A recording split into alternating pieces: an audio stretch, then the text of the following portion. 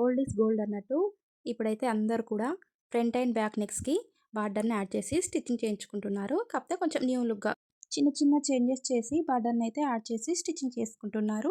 నేను కూడా అదే విధంగా బ్యాక్ నెక్ అయితే చిన్న చేంజ్‌తో స్టిచ్ చేస్తున్నాను. చూడండి చూపిస్తున్న విధంగా లైనింగ్ క్లాత్‌ని పక్కన పెట్టి ఓన్లీ మెయిన్ క్లాత్‌కి మాత్రమే బార్డర్‌ని అయితే యాడ్ చేశాను.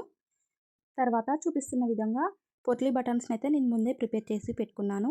పొట్లీ బటన్స్ మేకింగ్ చూపెట్టట్లేదు. ఇది చాలా ఈజీ కదా! అందుకని. చూపిస్తున్న విధంగా ఫస్ట్ మనం స్టిచ్ చేసాం కదా బార్డర్‌ను.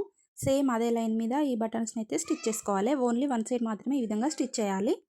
ఇంకొక సైడ్ మనం బార్డర్‌ని స్టిచ్ చేసాం కదా! ఆ స్టిచ్ చేసిన లైన్ మీదనే ఫస్ట్ మనం ప్రిపేర్ చేసిన ఈ పొట్లీ బాల్స్ క్లాత్‌ని పెట్టి కుట్టుకోవాలి.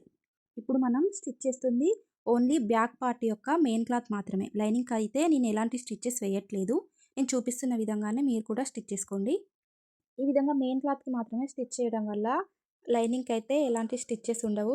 నీట్ ఫినిషింగ్ ఉంటుంది. తర్వాత దీన్ని మనం లైనింగ్‌కి కలిపి ఐరన్ చేసుకోవాలి. అదే విధంగాను నెక్స్ట్ వీడియోలో చూపిస్తాను. అంతవరకు మన ఛానల్‌ని ఫాలో అవుతూ ఉండండి.